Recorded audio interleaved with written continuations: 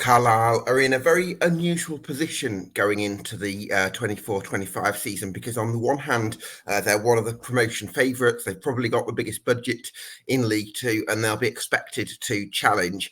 But last season, they lost almost every week. They finished bottom of League One and they have a lot of rebuilding to do as well as having only been able to release 8 players. So will Carlisle's 24-25 season be dictated by the budget provided by the Piatak family, who have provided much optimism around the long-term future of the football club, or will it be dictated by a sense of rebuild for a club scarred by last season's woes? That's what we're going to be discussing on this Summer Deep Dive.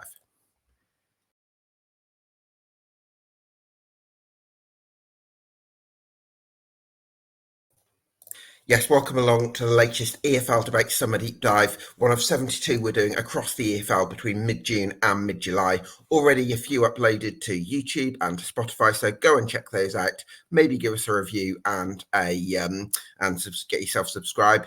Once you're done with this one, for now, delighted to be joined by Lee Rooney from the Brunton Bugle podcast.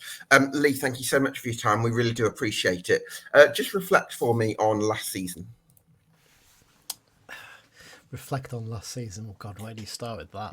I mean, on the pitch, there's no two ways of hiding it. It was maybe disaster's probably a bit harsh, but it wasn't good. It was pretty terrible at times. There's a few little moments of enjoyment, like the win at Bolton, the win at Peterborough, but very, very few and far between. But off the pitch, obviously, things have just changed for the club. We're in a new stratosphere compared against what we've been in previous years, and the investment over the summer, which I'm sure you'll come on to, has been it kind of feels like we've been dragged kicking and screaming into the 21st century from the 19th century, never mind the 20th. It feels like we're finally, when we've looked at other clubs and we've seen how much they've invested down there, there's always been a hint of jealousy of look, the crowds we can get sometimes. We should be getting more investment. We should be doing a lot better, and now we're finally getting that. So it was kind of a mixed sort of year, and in a weird way, as much as some of our fans might not like to admit it, that promotion probably came a year too early. We had to take a bit of a hit, and it wasn't enjoyable getting beat week in, week out, but to take one step back to probably take 2 or 3 steps forward, hopefully this year, I think it'll be worth it in the long term. I think if the takeover hadn't happened and we just about scrabbled to stay up last season, would have been in the same fight again this season. So to actually have new owners, to drop down and probably be with a chance of winning most weeks is going to be much more enjoyable to watch anyway. So yeah, I think a hit and miss season, to say the least. Mostly misses on the pitch at the very least, but off the pitch, big hits. Well, let's talk about the Piatak family then, Lee, because the one encouraging thing they've provided is obviously investment, because in January they were willing to put 2 transfer windows worth of budgets into one window, which again, really encouraging in terms of financial backing. So that's a great plus. But also the way that they've outline their plans to build the club outwardly, I guess, and have a vision for the club, which hadn't really existed under the previous regime. So from all sorts of angles, they've made a real impression on the club. Yeah, absolutely. I mean, January we needed investment.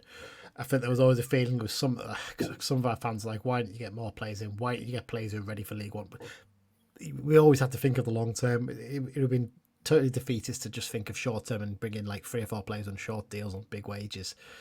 No point. The players we've signed are all players that we've looked at towards the future. Off the pitch is really where it's all changing, though, massively for me. I mean, to be fair, the last few years there's been improvements anyway off the pitch. Like the fan zone is a complete, game changer for the club in the way that's gone over the last few years.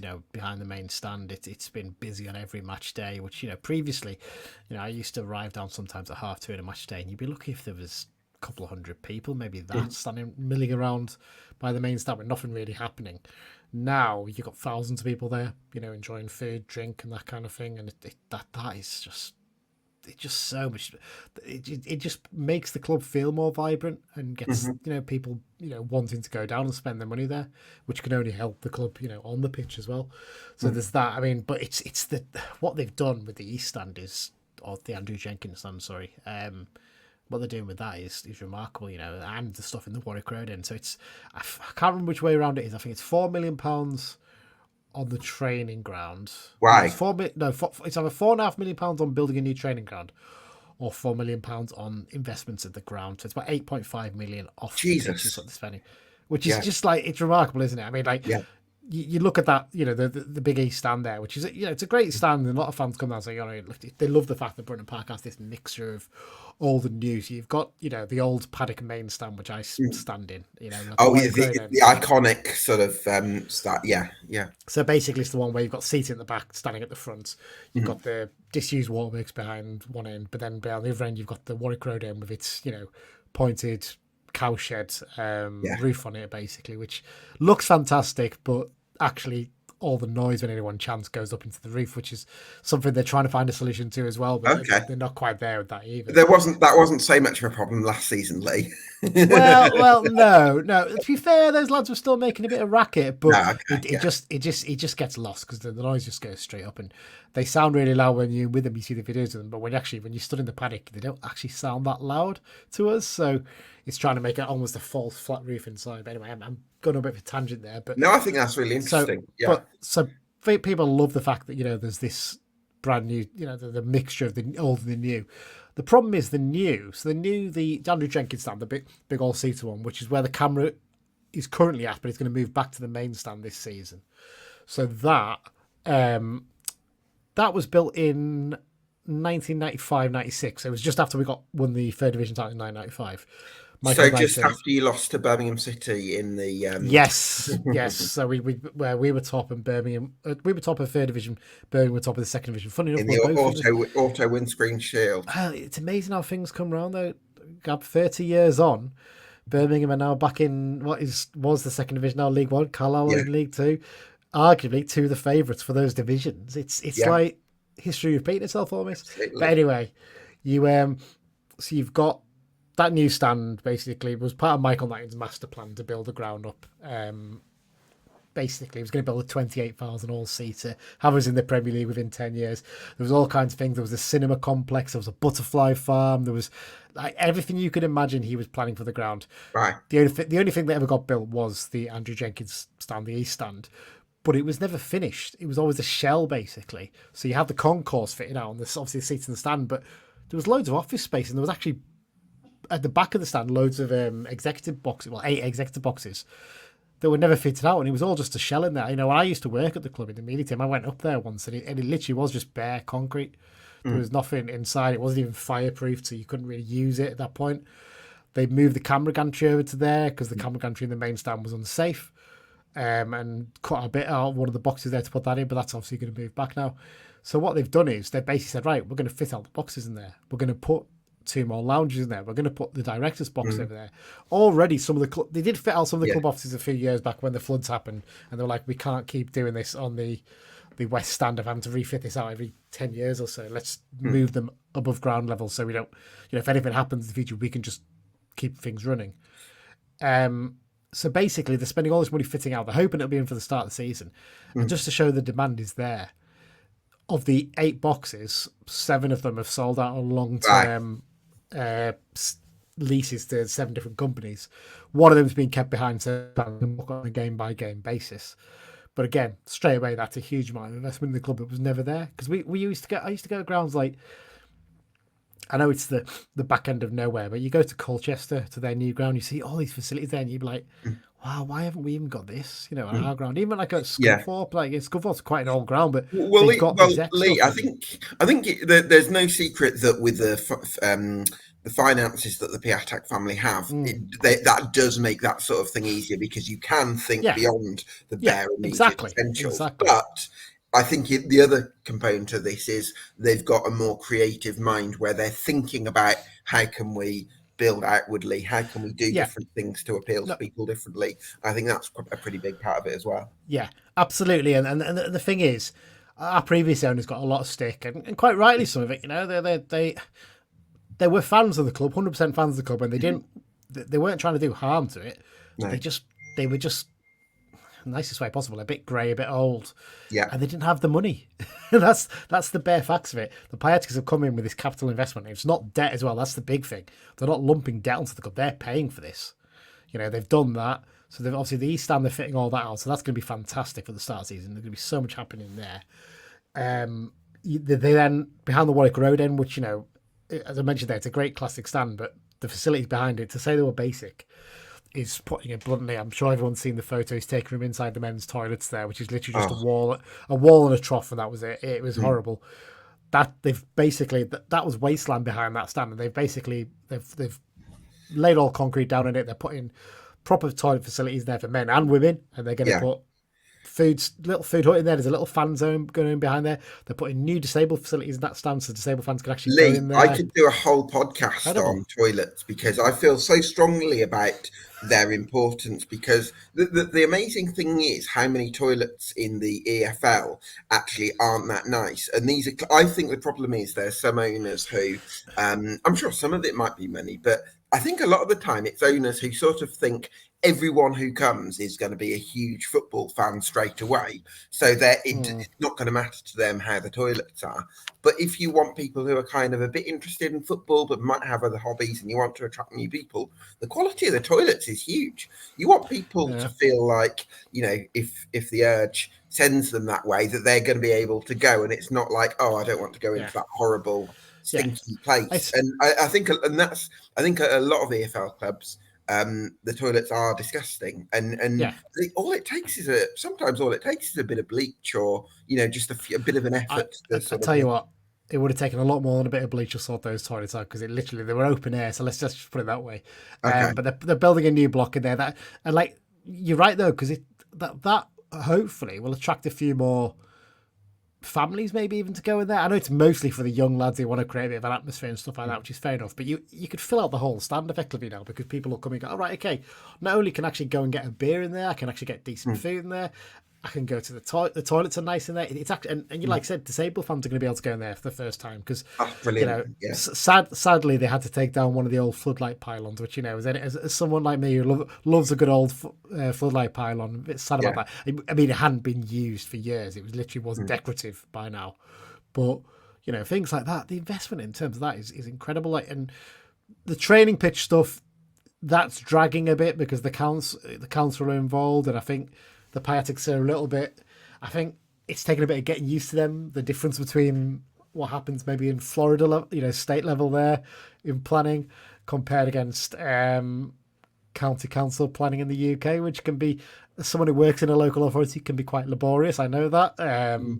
So I think they're finding that a bit challenging. The rumour is it's going to be the sheep mount in town, which is basically it's an athletics facility behind the castle, right by the river. So people are like, oh, well, that means it'll surely flood. But actually, where the football pitches are there is raised above, quite a bit above the river, so they don't flood. So I think the idea is they'd pump a fair bit of money into that long term, like 4 million, like we said, and we'd have like 2 or 3 different pitches. We could have the academy teams training there. We'll have classrooms and things like that. I mean, we even look at like what Exeter City did with the money they got from Hawkins. They've done it so well, Exeter City, because they constantly, I think what they always do is they invest like a third of the money they get coming in on the infrastructure, I think another third on the academy, and maybe another third on the first team budget. And immediately you're thinking, no, you should be putting more money into the first team play. But Exeter City are the ones who have had sustainable progress, and they've been able to build that constantly. And that's what you've got to do. That's our long-term aim, because you look at Cumbria as a county as well. There's so much talent footballers we can actually exploit there, you know, and quite often they get picked off by Man United, Man City, and Newcastle pick quite a few off as well. Yeah, but we want to turn that around. We want to actually we want to get ourselves up to the next level of academy states. I think we're category 3 at the moment, so we want to get to category 2 first, see where we go from there, and then we can get better players in and keep them. And I mean, you only have to look in recent years. The likes, obviously, you know, I'm sure we'll talk about Jared Branford in a little bit, but you know, the likes of Dean Henderson and James Trafford have both come from our academy. Joe Whitey's been on the bench for Newcastle a few times now. He was in our academy as well. I think there's another lad in their academy who's on our books as well for a while. So, Right. It goes to show that there's opportunities Yeah. to get decent Do you players know in what, there. as well, Lee? Also, I think if you're a young lad in Cumbria Yeah, and what you want is to be with your family at that stage of life, what other football club are you going to go to? no, Of a certain ability. I mean, because there's just very few There's Workington, I think, where Danny Granger manages, but other than that, there's very few clubs. Penrith might be a Cumbrian club, but for sort of a decent level footballer, yeah. not with all the love and I mean, respect to Penrith and Workington. It's yeah, so and gone. the thing is, look, we know that the very best of them, you're going to struggle to keep hold of them. We got lucky with Jared. With likes of Dean Henderson, it was always going to be a challenge to keep hold of him. Same with James Trafford, but we want to keep him a little bit longer at least. Maybe might be a good idea. Oh, did you get the sell-on percentage for Dean Henderson in the end? Yes, I think it was about 5%. So I think it was the same for Trafford. So I think from those two, we made about 1.5 million. I think roundabout Oh, from okay. FX I was expecting it to be a bit more. Okay. for the two of them. So the thing is, James Trafford was EPP and Dean Henderson was not, but it was only 5%. But we actually got quite a lot in terms of his appearances and stuff like that originally, so it Right. wasn't too bad. But yeah, so in terms of investment, it's been massive. The changes they've made is brilliant, and like you said, they give us a bit of energy as well. That they're very, very clearly very good at the communication side of things, very front facing in terms of speaking to the fans and telling them what's happening and that kind of thing. And they want to create a positive atmosphere, and I think that as much as anything has been a real bonus for us. So we've talked about what the Piataks are doing. Mm-hmm. I completely agree with you. Really encouraging in terms of the long-term trajectory of the football club. What I'm slightly apprehensive about is the fact that this conversation about the Piataks and the money that they can provide and the excitement is one thing, but I also feel like you don't want to get ahead of yourselves because last season Mm-hmm. on the pitch, yeah, what wasn't good, and I think there's a lot of rebuilding to be done. And as I mentioned in the intro, you're only able to release 8 players when normally after the kind of season that you had, where you were relegated, in February, pretty much. Mm-hmm. Some would say, yeah, around that sort of time, it looked like a foregone conclusion for a long time. You'd normally release more than 8 players. So there's going to be one school of thought that says we're going to have by far the biggest budget and therefore we should be top 3. And then there's going to be another school of thought that says actually we're going to have to work hard to offload a few players, and actually it might be a little bit of a rebuilding campaign. So how do you square those two things? I'd be surprised if the owners very much looked at it as a rebuilding campaign. I think Yeah. they're very clear promoted. That's what they want, whether it's Mhm. playoffs or it's top 3, whatever they want to go up. And I tend to agree with them actually. I get your point about the fact, you've had a terrible season like that, you'd think you'd want a massive clear out and that kind of thing.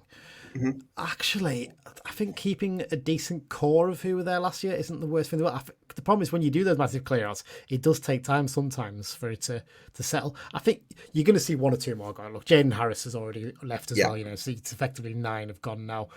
I suspect Gabe Breeze is going to go out on loan this season somewhere Mhm. once pre-season gets towards the end. There's a few more. I wouldn't be amazed if someone like Jack Ellis maybe went out on loan to get a bit more game time this season. Okay. And there's probably a couple more on top of that. I just can't. I don't really mind it too much. There is a lot of work to do. You're going to see 2 or 3 more going. I've absolutely no doubt about that. I wouldn't be surprised if when we're back in preseason. I think we're back in preseason Yeah. actually on Monday.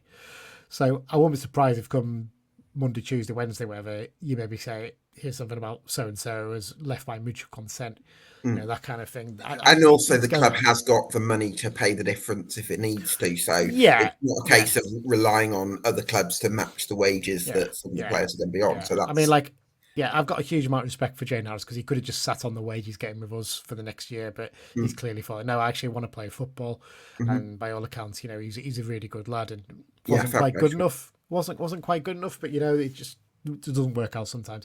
I think like I said, you're going to see a few more. I mean, one of the ones that stand out to me, Alfie McCallum just hasn't worked as a permanent signing in the same way that we all hoped it would after his loan spell. Dylan McGee got into the team towards the end of last season. Maybe he'll get. I think there'll be 2 or 3 in midfield that'll disappear.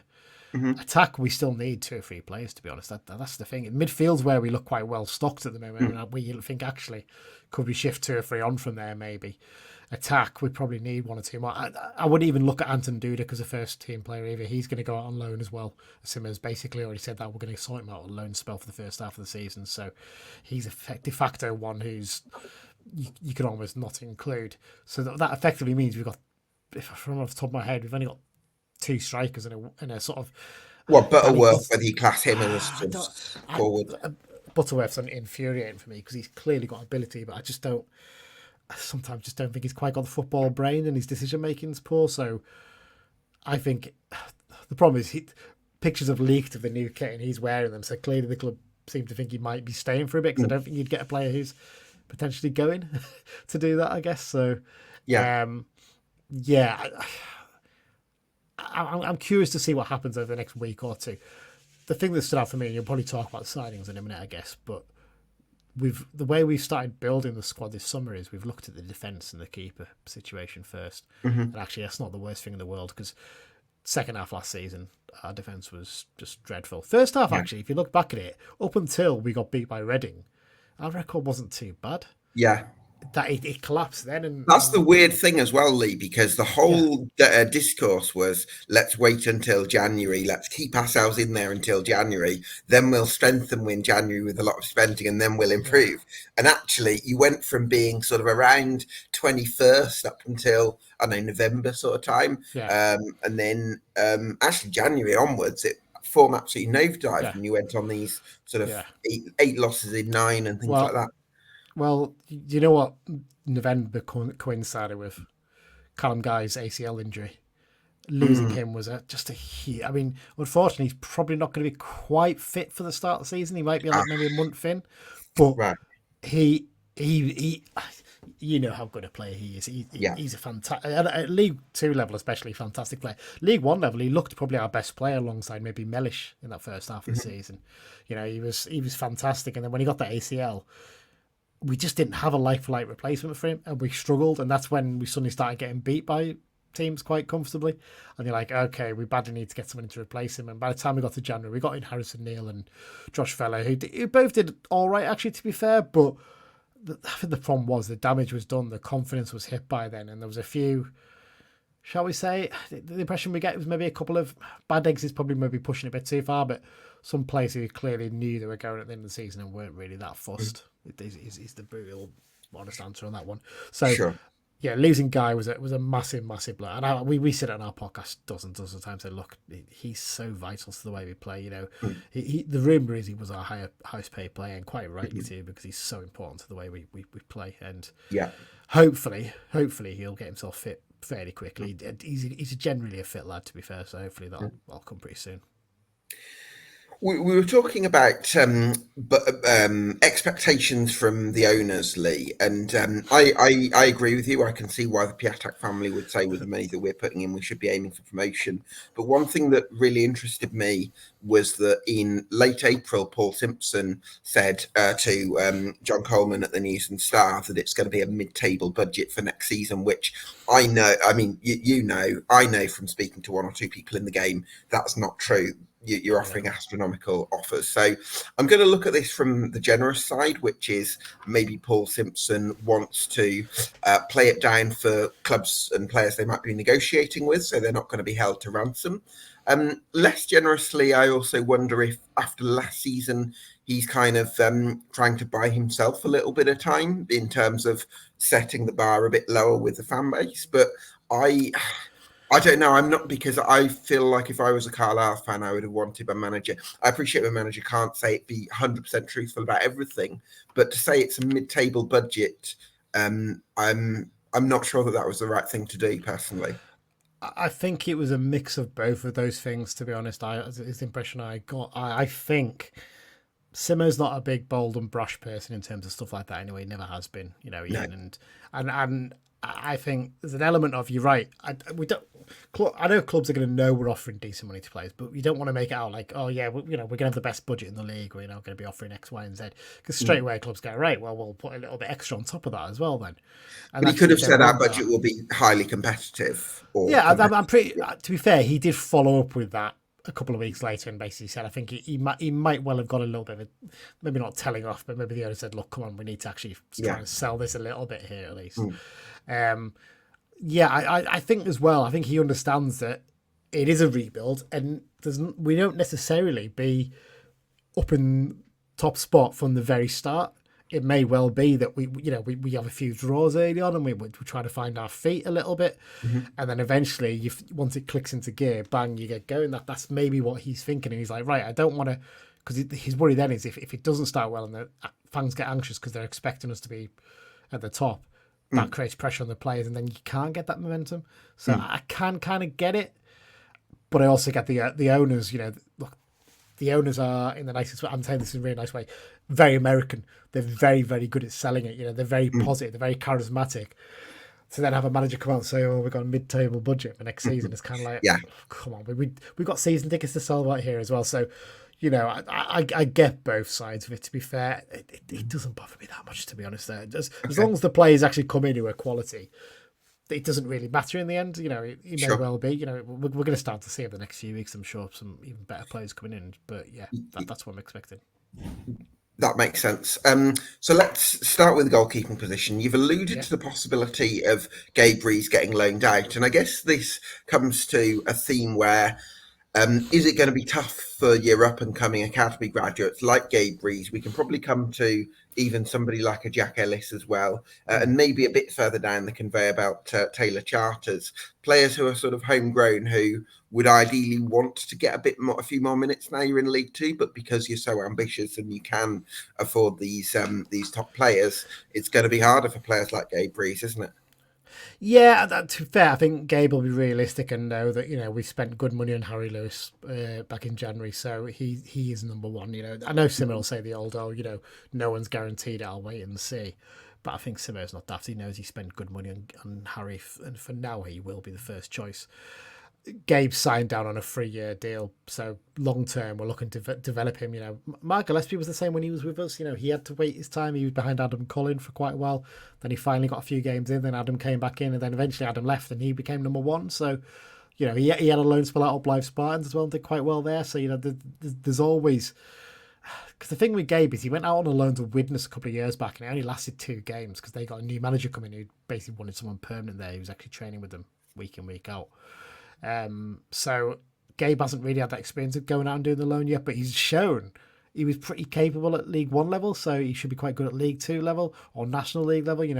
I don't know whether that's going to be the likes of a Gateshead maybe, or a Fylde or someone, or maybe even if we're looking at League Two level. I mean, Morecambe look like they're really desperate for players this season, and it could be a potential option there. You never know. I get it. It's going to be more difficult, but having that core of those coming players has actually really helped us in recent years. I think giving the club a bit of identity. Jack Ellis has done all right, to be fair, and he broke onto the scene, and looked pretty good.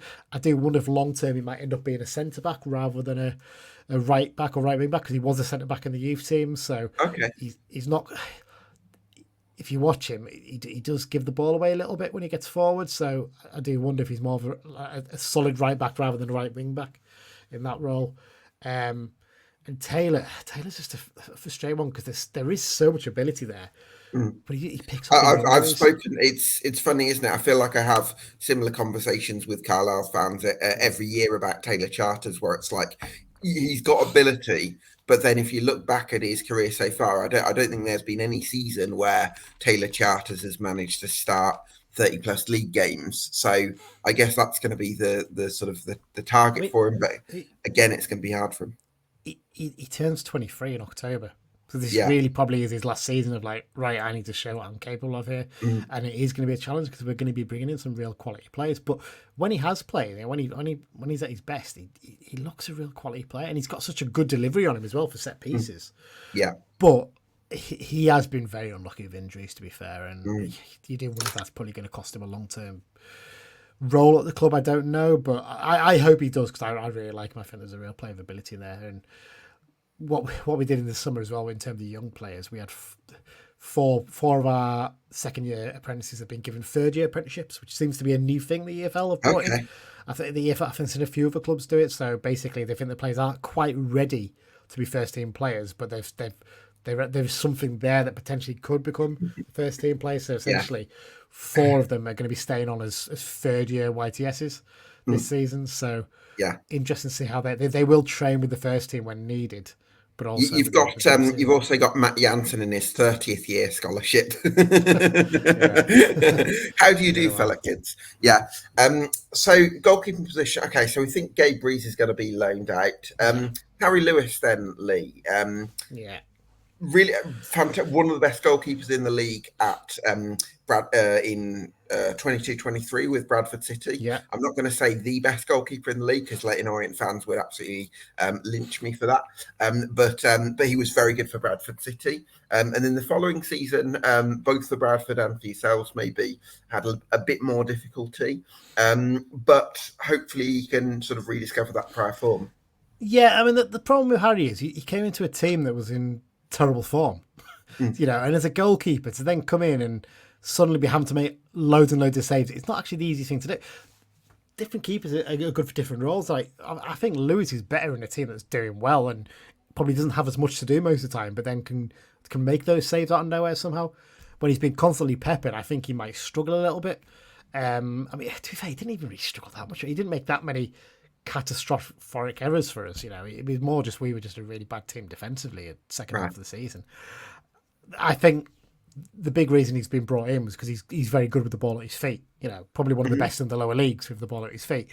And you did see that occasionally last season. And I think actually with the changes we're making in defence and players we're bringing in, hopefully we'll get to see that a little bit more. I really do think there's a really good goalkeeper. And I think given a bit of time, given a full pre-season to work with the defence and get to know them, I think you'll see a different keeper this season. I genuinely really do. And I think I'm sure he'll get a lovely, friendly welcome when he goes back to Valley Parade this season from the Bradford fans.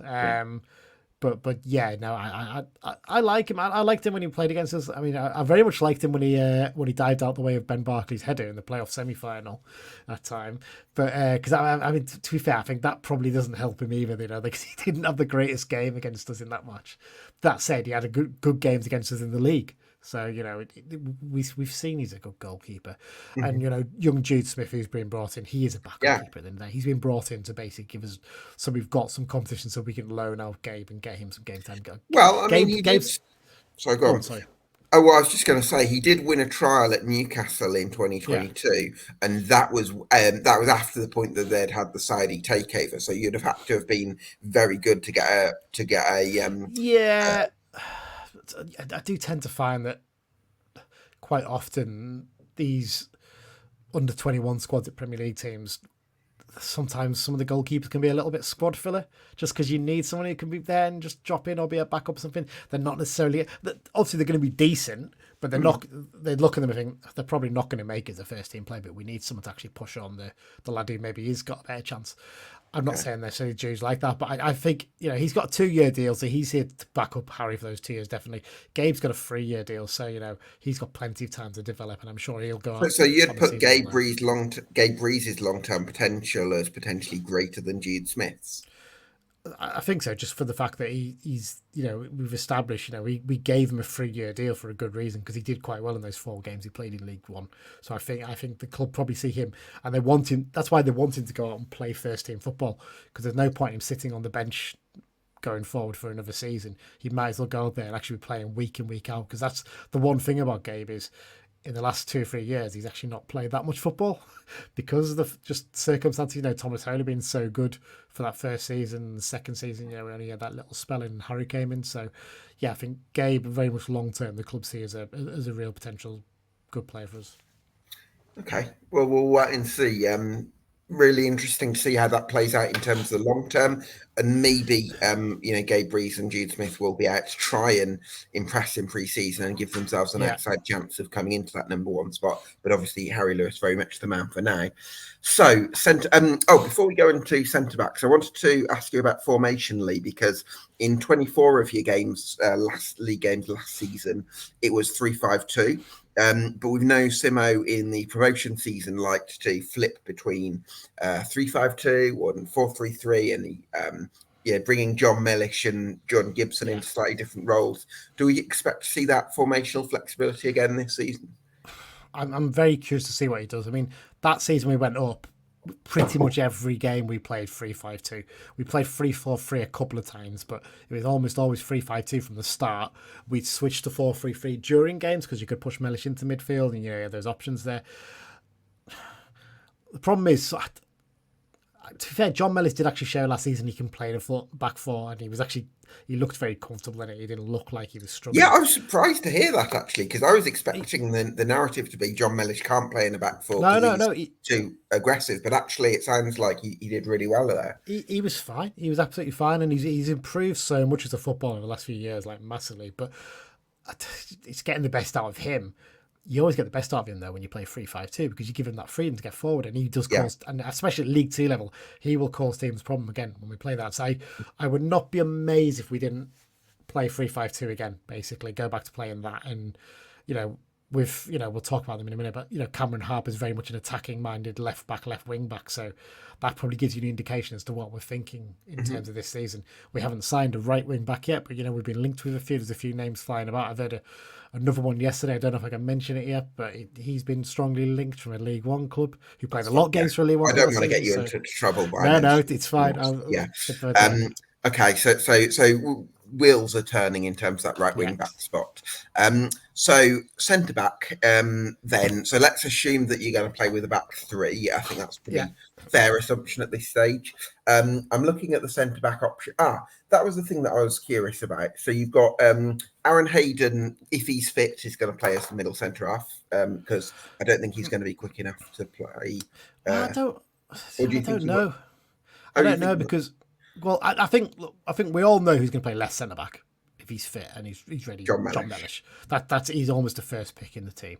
Okay. The other two are for grabs basically, and there's 4 players fighting for them, isn't there? So you've got.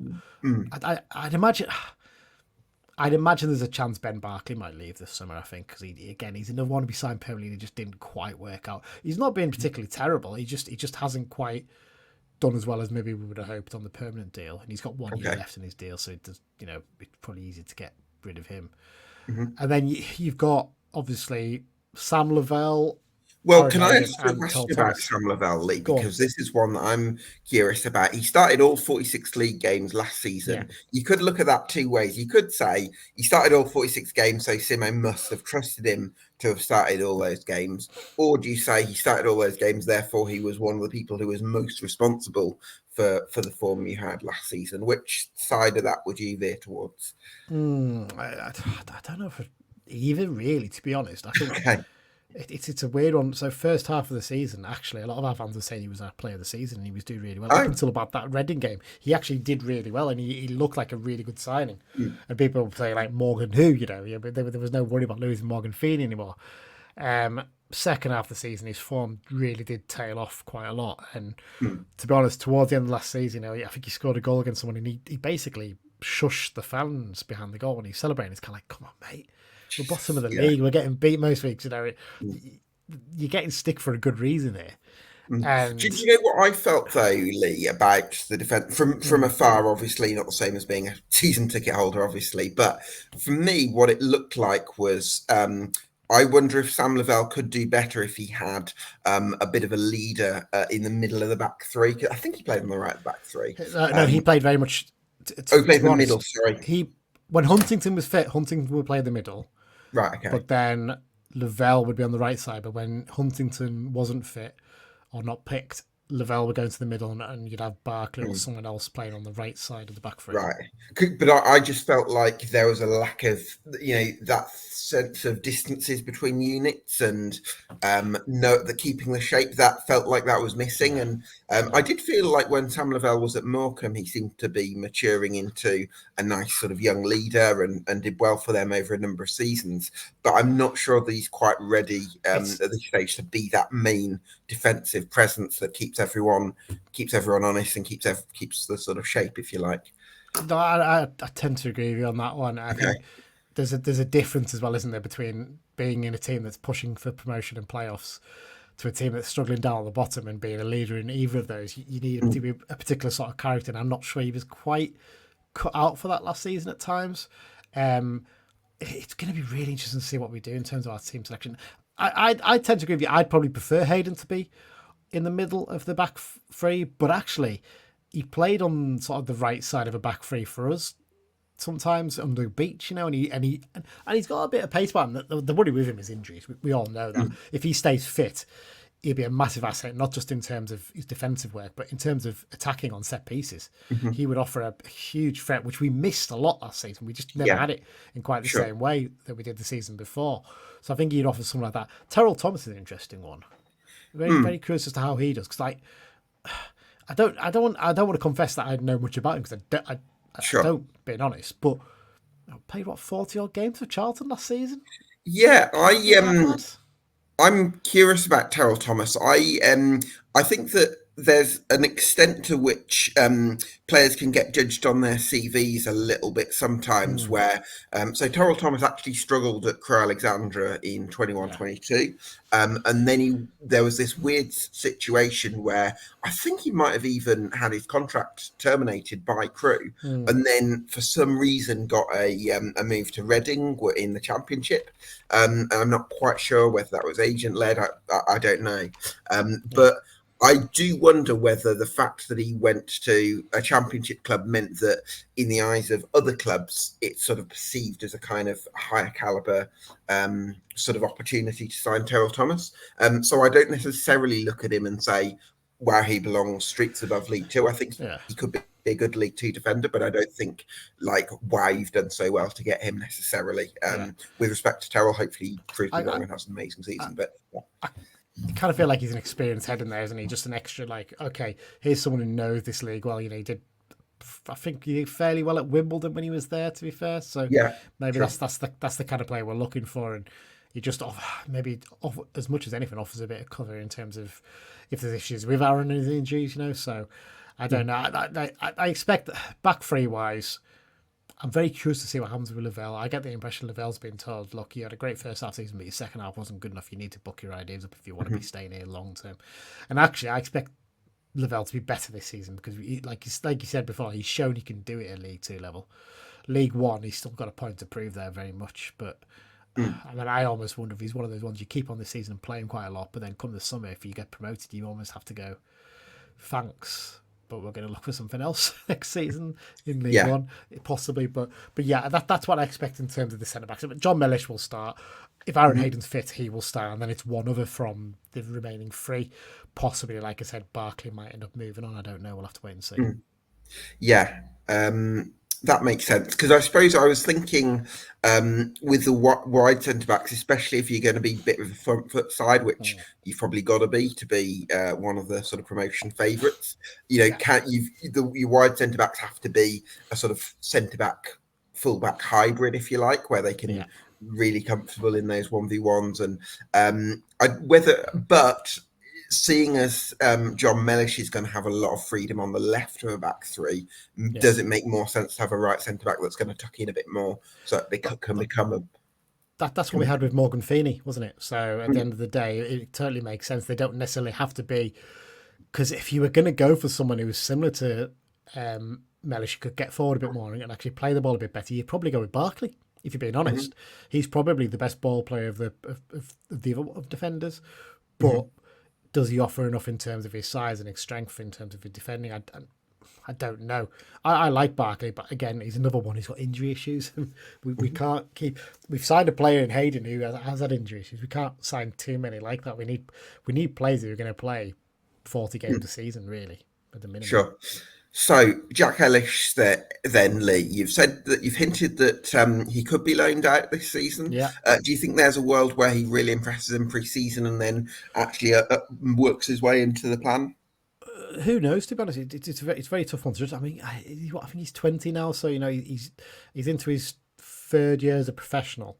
So, considering all things considered, he did okay in League One at times last season. There were some games he found tough, but one-on-one, he's a very good defender, really good defender, which is why I kind of feel like I almost wonder if long-term he might end up being that right-sided centre-back for us, possibly. Okay. But getting him out somewhere where he's going to play week in, week out, he's been linked with a few places. I've heard rumours that AFC Fylde might have been keen on taking him on loan, so possibly there could be a move there.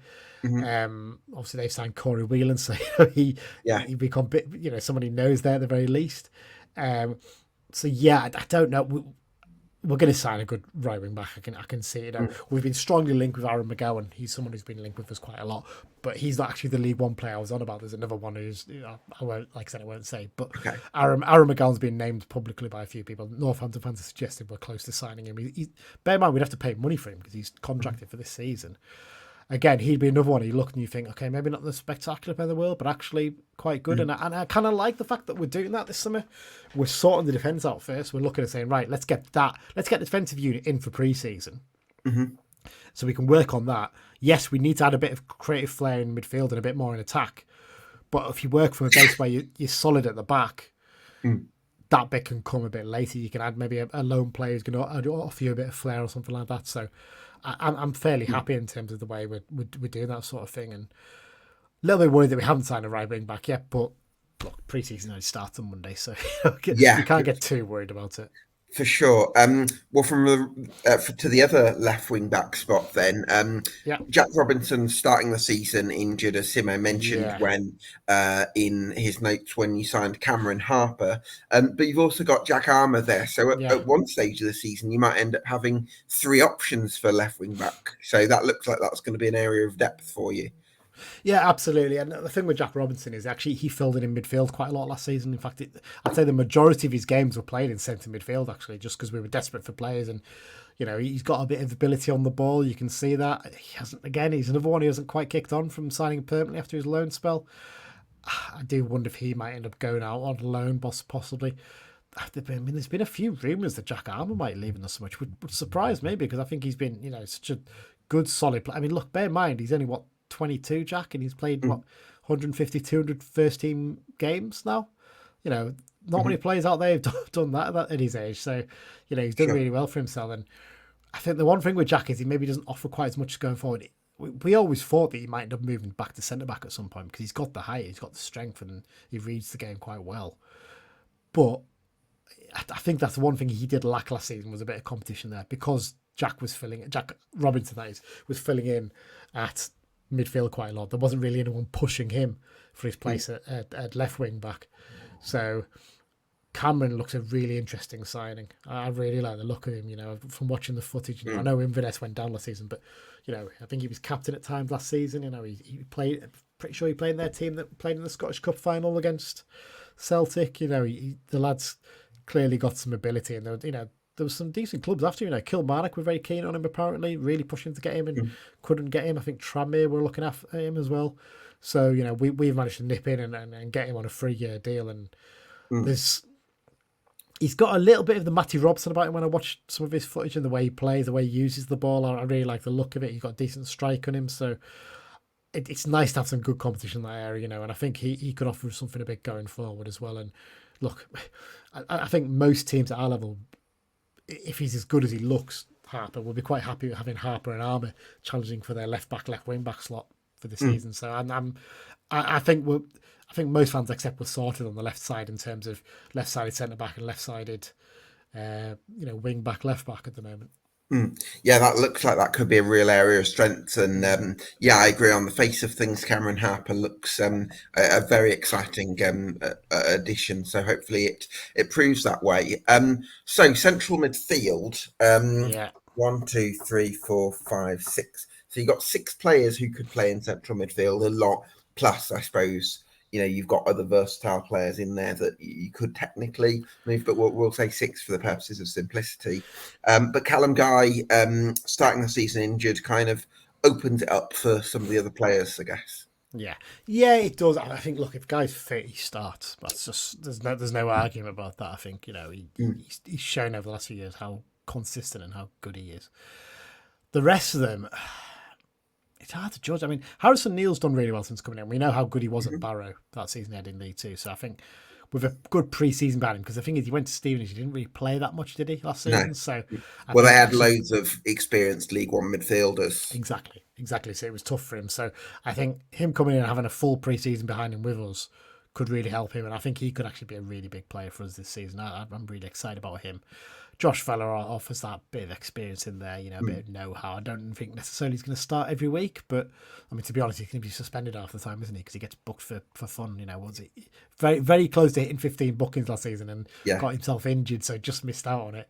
What do you think is the best role for Josh Veer? Because there's been times in his career where he's actually played as the more advanced of midfield, almost a bit like a destructive 10, where he kind of is very aggressive and has a bit of free rein to sort of close people down. Or do you prefer him a bit deeper, possibly? He did that for us last season. Actually, he played a bit higher up. We thought he would be the one who would sit and be like the breaker up, but actually he got he's got 2 goals, which I think was more than he's managed at most clubs he's been at. So which is quite a surprise. I really like that fact that he's got that bit of know-how and nous, and I think we really lacked that in midfield at that time last season with Guy obviously being out. So actually, I don't know yet, to be honest, is the honest answer, because it's very hard to judge the players we brought in last season on the second half last season, because it was just such a mishmash shambles of a campaign, really. So we really need to sort of try and see where things go in pre-season with that.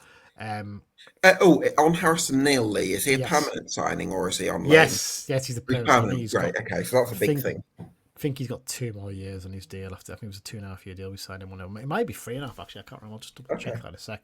But he very much was a long. I think small fee, but with a big sell on. I think was that in there. In fact, 2026 his contract expires. Yeah, so he's got 2 more years left in his deal.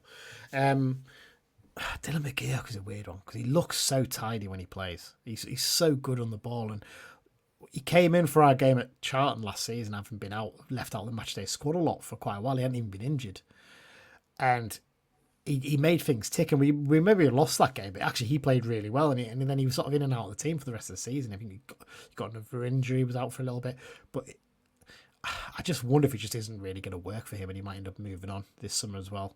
I like him. I think there's a really good player in there, but my question is, how do you fit him into a midfield like ours? I just don't really know. He's just very good. He's very good and tidy at a lot of the stuff he does, but he's not exceptional at anything. There's nothing that makes you think he's like, other than maybe keeping the ball ticking over and keeping him moving, but he's not a particularly exceptional tackler. He's not got a brilliant shot in him. His set pieces are okay.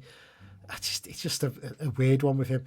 I think, as I mentioned before, I would expect Alfie McCalmont will probably leave.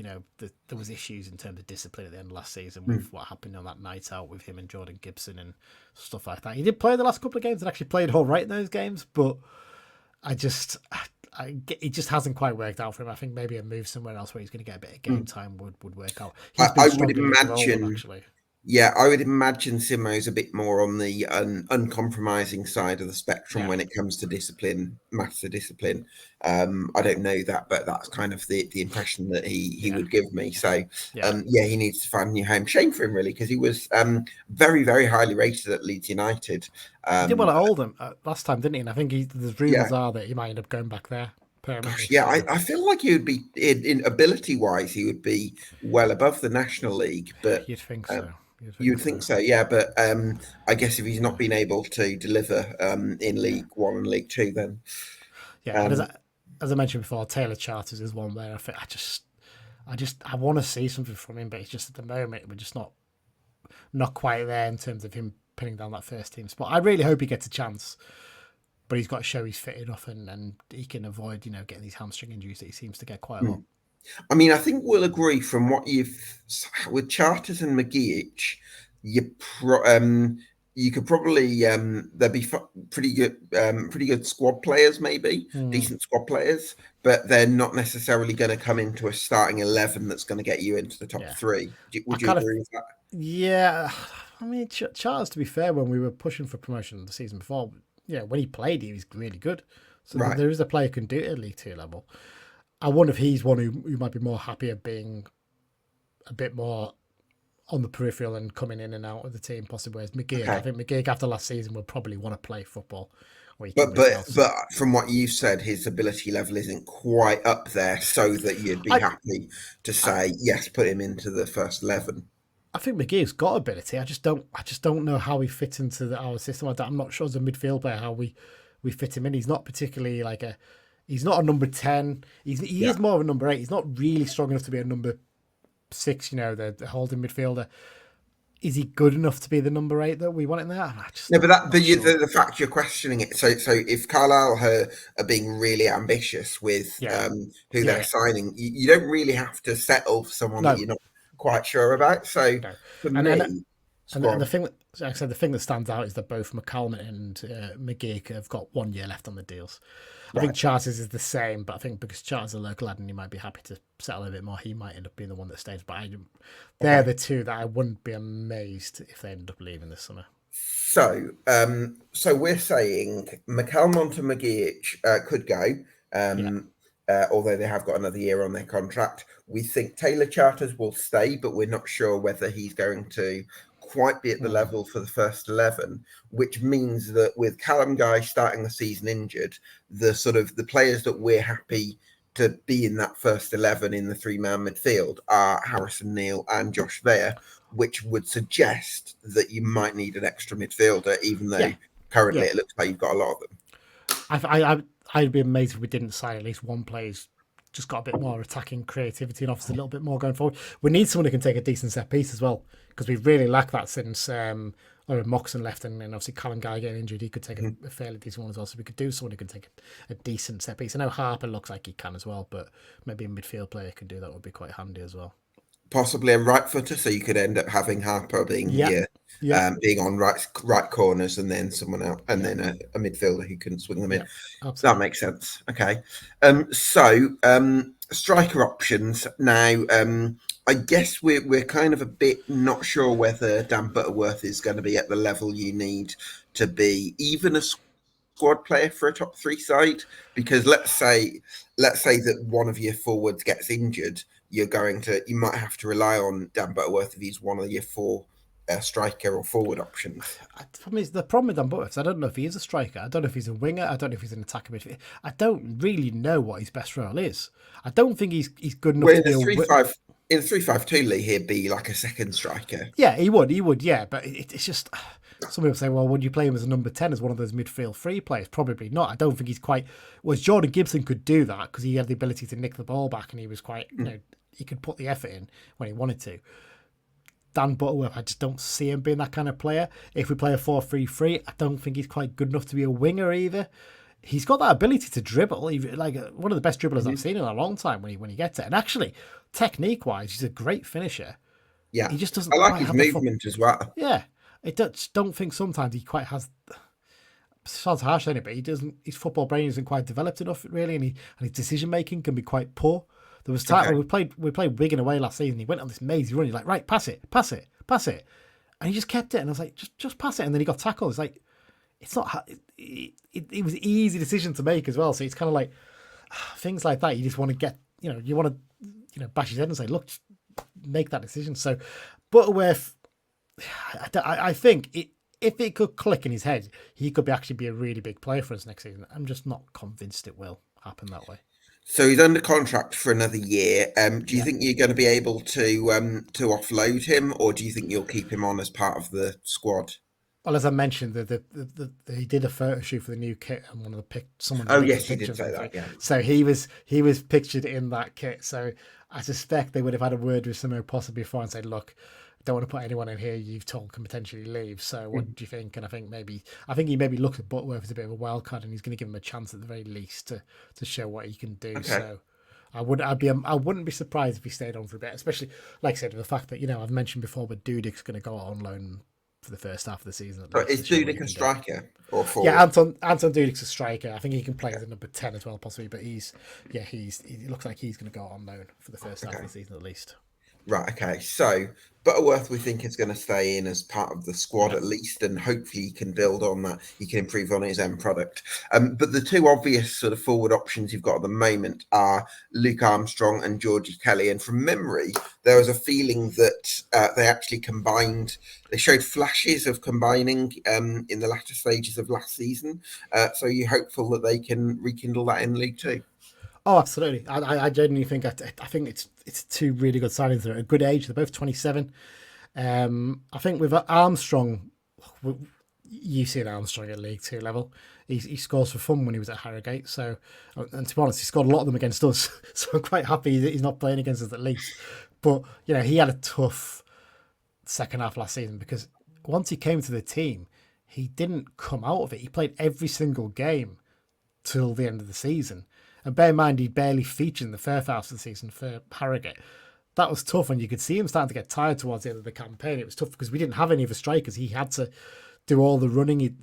The supply he got from our midfield was awful at times, and he still managed to get 3 or 4 goals in the end. And he maybe probably should have got a few more, but when you're getting so few chances, the pressure's on for you to take all those chances. So I think with a fresh start over the summer and new players coming in to hopefully build us up, I think he can have a really good. He's our club record signing now. The club haven't said exactly how much, but we know he's a record signing, and I think he's got the ability to be a really big player for us this season. And Georgie, I really like the look of him. We only got to see a handful of games at the end of last season. He didn't score, but he came on and made did he make his debut against Peterborough, I think it was, and he made himself a nuisance straight away. And he's got a bit of a combination of the Joe Garner and the Lee Miller about him in the way he plays, and he just what sort of striker was Lee Miller? He was a big, strong target man who would win a lot of free kicks. Yeah, occasionally throw himself down, but he was clever on the ball as well. He could hold it up, he could flick it on. He knew what he was doing, and it's interesting because Armstrong's a bigger player. I think he's about a couple of inches taller than Kelly, but Kelly looks more like the target man. He looks like the man who's going to win the flick-ons. I think Armstrong's much more of a runner from what I've seen than that's Kelly. really interesting because Armstrong definitely scored a lot of headers. Yeah. He'll still score headers. I'm just saying that in the way he plays all round, he looks more like a player who's going to get in little runs in behind. I think the couple of goals he scored against us, he was running in behind, actually. So I feel like he's got the ability to do that. Whereas Kelly looks like he's going to be a big, strong lad. And I think opposition clubs are going to dislike him because he's just going to be all elbows and all putting himself about. And I mean, hopefully he can stay. He had. Thing is, actually, his fitness record at Rotherham wasn't that bad. A lot of our fans make out like he was injured all the time. You look at it, he was on the bench a lot for them. So I think there was only a couple of spells when he was injured. So I think Kelly's probably going to operate a little bit deeper than Armstrong. Is that the impression that you got? Possibly, yeah. I think Armstrong's had to operate a bit deeper last season because we obviously were playing deep. I think he might have the opportunity to play a bit further forward. But look, there's going to be other players coming alongside him to support them and take a bit of the pressure off. I hope, especially for Luke, because like I said, he looked exhausted toward the end of last season because he done. I think all the fans appreciated he's a really hard working player, and you saw that his head never really dropped. You could see he was getting tired towards the end of last season. So I really like the look of him. I think he can be a really big player for us. Well, let's hope that's the case. Expectations for next season was something we've touched on. I think I would imagine that top 3 is going to be the target, and the bare minimum expectation is going to be the playoffs for Carlisle. Is that something you would agree with? Yeah, I'd agree with that. I think that's basically what I'm going to be saying in my preseason predictions. I'm going to be. I mean, look, at the moment you probably look at the squad and think, no, it's probably not going to be. That's not going to be our final squad come the start of the season. And I'm kind of glad we haven't really gone out there and just splurged straight away, got every single player we want, because you don't know who's going to come up and be available towards the end of the window. A club might go, actually, we don't want this player anymore now, and suddenly, he'd be a really good signing for us. Let's get him in. Whereas. Look, Bradford have got their own reasons for doing it, but I look at the way Bradford have done it, and they've gone bang, bang, bang straight away, get all these players in. I'm like, okay, you're going a little bit early here, maybe. I know you get your targeting you want, but I sometimes wonder if you being a little bit patient sometimes can pay off in terms of getting the players in. Yeah, I don't know. I would actually probably more. I would probably more go on the side of you want to have your players in for the start of pre-season for team bonding and all that kind of thing. I think to an extent, yeah. I think leaving your options open a little bit more. I kind of look at Bradford and think, how much are they going to have actually left over to bring in the next few weeks when someone might come up who's an even better option, possibly. I get the players they brought in are good. I'm not denying that. I expect them to be right up there. I just wonder sometimes, is it a better approach to get some of Hayden clearly was a main target for us, and we got him in. Great, we've done it. In terms of Harper, someone we've been watching for a while. Again, Smith, keeper's been someone we've watched for a little while, and Thomas is someone we like as well. But we haven't just gone in and gone, right, let's get 7 or 8 players in straight away. I think we're almost looking and going, all right, let's get some of the main targets in, but let's keep our options open a little bit. But yeah, in terms of expectation, I, I I think just feel like that can be a bit risky because then you're sort of relying a bit more on the unknown. Do you know what I mean?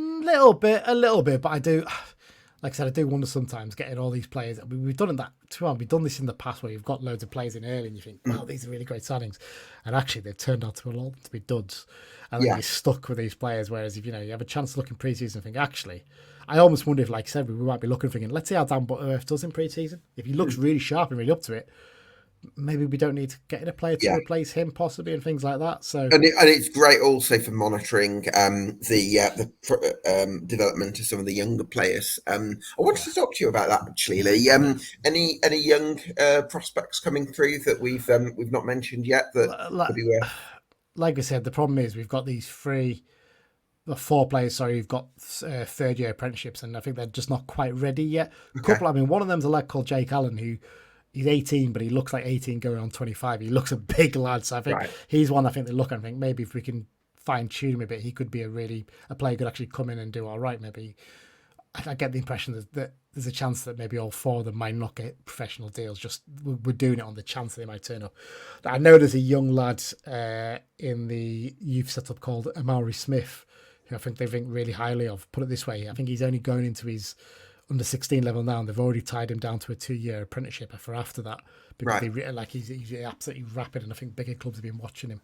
So I think he's one they really think quite highly of. But other than that, there's not really much in terms of young players come through the moment. Hence why Simmo wants to improve the academy and get Yeah, a good training ground set up and things like that. Going back to the question about expectations, yeah, I think fans are going to be expecting us to finish at least top 7. I think yeah, top 3. And to be honest, when I look at League 1, 2 as well, I think most people will agree with this. It looks a weaker league than it did last definitely season. weakened. Yeah, I agree with that. And because we've lost so many of those. I mean, Mansfield's been right up there for years and years and years. Hmm. Not necessarily a massive club, but they've had so much investment in them. Getting rid of them is a step forward almost, and Yeah. it's similar. Obviously, Stockport and Wrexham speak for themselves. In terms of the playoffs, Crawley's a weird one because I think they almost came out of nowhere last season. I Yeah, think no one really expected them to be up there. even financially losing Forest Green, because although Forest Green Yeah, were absolutely crap on the pitch last season, they were spending, I don't know, four grand a week on certain players, well, and it's like, I mean, go on, look at the signings they made in the summer already as well. They look like they're investing to they come signed straight back up. League One play like Liam Yeah. Sercombe So and actually, Shane. so not having them to compete with is probably quite a good thing. And I look at the team. I think most fans are looking at us and probably us, Bradford, MK, Dons, and Chesterfield to be the sort of 4 teams up, and maybe Notts County as well. Those are going to be your 5 teams you expect to probably be in the Doncaster. top 7. Doncaster as well. Sorry, yeah, they had a really good end to last season. They made some good sides, so that's almost your 6, and you're looking for one to slot in with them. Obviously, it's not necessarily going to be their 6. One of those teams will probably have an Yeah, awful season that no one yeah, expected. Like, wow, we didn't see that coming. yeah. But One or that's two probably of the them 6. will. Yeah, Yeah, exactly. So that's probably the 6 everyone's looking at. Thinking they're the ones we expect to be up there. Not necessarily they will be up there. And it feels kind of weird that we are one of those teams now because we're so used to being at the back of the queue for signings. And yeah. any good signings we have is because we've been quite clever in the way we've brought players in. Mhm. I think we'll still have to be clever with the players we brought in because we've still got the challenge of where we're located. That still is an issue in terms of signing players, which is why I'm glad we're looking at players in Scotland as well as England finally to bring in. Yeah, that's a So good chat. so yeah, it's I fully expect us to be up there, and I think Simmo knows he needs to have a decent start to really keep us up there and keep the fan base behind him. And well, look, we've sold 3,000 season tickets, which is which is what we signed we made all of last season. So if we can get a couple of real marquee signings to come in over the next few weeks, you might see that bubble up towards that 4,000 mark, which would be a fantastic achievement really for the club. And yeah, Yeah. I think that there's such an air of positivity around what's happening off the pitch as well. I didn't even mention, we got a brand new big screen as well in the fan zone, which Lovely. there was 1,000 fans in the other day to watch the England game against Denmark. So, there's such a positive around the club. I just really hope we can get a decent start, because a stuttering start might just get a few nerves in there. You never know, but Yeah, I was going to ask you about that, and I think we'll both agree that Paul Simpson, for what he's done for Carlisle United, is an absolute club legend, and I hope that in 100 years' time, he's still considered and still a name that's considered part of Carlisle United folklore. yeah, At the same time, Did last season erode some of the goodwill towards Paul Simpson? I don't think it eroded the goodwill, but I think it did put a few doubts Okay. into more of the fan base. I think he's still got the vast majority of the fan base on his side, but I think that the minority that are very much he should have been sacked last season. And let's be honest, most managers would have been sacked for what happened last season. Sure. But I think there was a level of mitigating circumstances in there because of the off the field stuff. I think if we'd had the takeover done in the summer, he could have brought in the players he wants. I don't think he would have brought in some of the players he did last summer, but he had to get players in. He had to work with the budget he had. I don't think he handled everything as well as he could have done. I accept there were mitigating circumstances. I think there's certain things that he could have handled differently. I think it was very tough, and I think he felt the pressure as soon as they came in of like, right now we have to deliver stuff here. It's been I've performed miracles here, but now actually I'm expected to deliver, and that's not easy to switch from that mindset. Sure. I feel like you're right. There are things he didn't have. I'm sure he would say that. I'm sure he'd say, look, I should have done this X, Y, and Z better. I shouldn't have. Yeah. For instance, he shouldn't have dropped Thomas Holy when he did at the start of the season. Bringing in Jocko Anderson, that killed a bit of momentum at the start of the season as well. And Anderson was a player we had such big expectations from because he'd done so well in his previous loan spells, and he was a disaster. I think 7 or 8 games, he made 7 mistakes. He had one decent game, and even in that game, he had a howler that he got away with that was disallowed, a goal against Stevenage, and he pretty much dropped the ball over the line. I personally, I know we've spoken about this, Lee, so I'm not going to sort of labour the point, but I do think that I think he gave up on his players a little bit too early. I think he could have kept his powder dry a bit better, possibly. I think it was just such a weird circumstance to be in. He knew a takeover was coming, and it happened, and he knew he was going to have money to spend in January, so not many managers have that situation, really. And how you handle it, you've still got to keep your players who are there, who are right in front of you on side. That's what I don't. Yeah, I do wonder if there was. I mean, the impression we've got now from hearing that, and from hearing a couple of players who left since, who, like Paulington's, that you get the impression that they even said, look, there was a few people who maybe their attitude necessarily wasn't that great. It's interesting that John Mellish himself actually posted up a thing the other day on his Instagram story of from the Peter Crouch podcast. It was a clip that Peter Crouch put up about the fact that one thing he hated towards the end of his career is the lack of authenticity in players, and the way they get told by their social media team, put this up after the game, and then get pictures up of you with your personal trainer showing you're working hard to do things better, whatever. Yeah. And John Mellish put this up with a pointing finger and a thumbs up, basically saying, yeah, this is what happens. And John Mellish isn't the kind of person he puts that sort of stuff he on his Instagram story, so he's clearly having possibly a pointed dig at some of his former teammates, maybe possibly even current teammates, I don't know, but you got the impression that he's maybe making a point there that some people, the way they were portraying themselves wasn't quite right then. 100% I agree with you. Paul Simpson I appreciate that, and I wasn't there, so I know that must have been a difficult situation for Paul to handle. At the same time, I think you've got to try and manage the issues in-house and try and keep a more professional front in terms of the media and that. Absolutely, but then he did something last season. I remember when we played away at Blackpool, and we were appalling at Blackpool. Like, the weather was awful. It was an awful day out. We got beat 3-0. We were comfortably beat 3-0 by them. And Blackpool barely turned up that day, where they still easily won it. And at the end, they went over, and obviously we had 2,000 fans there who'd been out on the drink all day, and trying to enjoy their day and not really enjoying the football side of it. And when they came over, the players got a bit of stick, and Simmo did gesture back to them, and afterwards he went on the radio and had a bit of a rant about it, and as if they'd had a go at him. I get the impression he knew fine well that they weren't having a go at him; they were having a go at the players, and he took the stick for the players there. That day, okay. And almost said to them, "Right, I've taken one on the chin for you. You owe me from that." And as it is, they didn't really repay him, if we're being brutally honest, because the performances following that were not great either. And I think he stuck his neck out on the line for quite a few. I mean, Luke Planders one, he stuck out his neck out for him a few times last season because he got ironically cheered when he got subbed against Blackpool. Yeah. And then the next few games, I mean, there was a game at Fleetwood away, his last appearance for us. He came on as a sub after 70 minutes, and he wouldn't press. He was not interested. And bear in mind, we were sitting back a bit at this point. Jordan Gibson came on, at the very least, he was chasing down players and trying to win the ball back. Plange was just trotting along, and the rumour is that Simmo just lost it with him after the game, said, like, I've stuck my neck out for you, and that's how you repay me in the way you're playing. He didn't even feature on the bench against Wigan in the next game, and he was gone from his loan spell after that. So I think the problem, I think Simmo just feels a bit frustrated. And I agree with you, that 100%, there's things he could have done better, and I'm sure he would agree with that. And hopefully, fresh start this summer, new players coming in. And I think adding the likes of, I think Aaron Hayden, not just in terms of himself as a player, but as a professional, is a fantastic signing for us. Because I think we've seen him, everyone's seen him on the Wrexham documentary. We saw him when he was here first time around. He moved up with his family. I think his daughter was actually born in Carlisle during his first spell. And, he made in the Royal Navy. Yeah, exactly. And he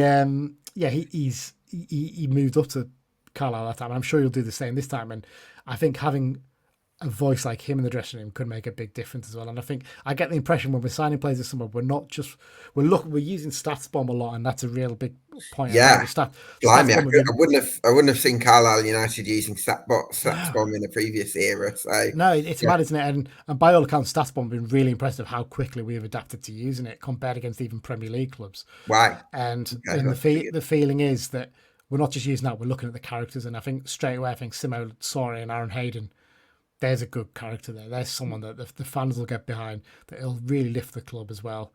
So I think he's learned his lesson from the recruitment last summer, where we basically were just desperate and had to get players in, because obviously some players hadn't signed new deals and things like that. So I'm optimistic, cautiously optimistic. Sure. And also just hearing what you've said, just to kind of add to what I've said, also I think maybe it's kind of those comments from Simmo were kind of a byproduct of him being very passionate, and also maybe that's part of having a manager that really cares about your club and feels it. So I do get that. So we've talked about the expectations, Lee. What are the reasons to believe that you'll achieve your ambitions this season and finish in that top three? Just to condense everything we've talked about in this podcast into the key points. I get the impression when I've seen Simmo do his interviews, he looks a bit re-energised when he's done the interviews about the new signings. So particularly Harper, he seemed really, really chuffed to have got him in, which suggests that he's really happy in terms of the way things are going off the pitch, in terms of being able to get players in, whereas I think in previous years he's been frustrated because we have to go for our 7th or 8th option, not even the 1st or 3rd.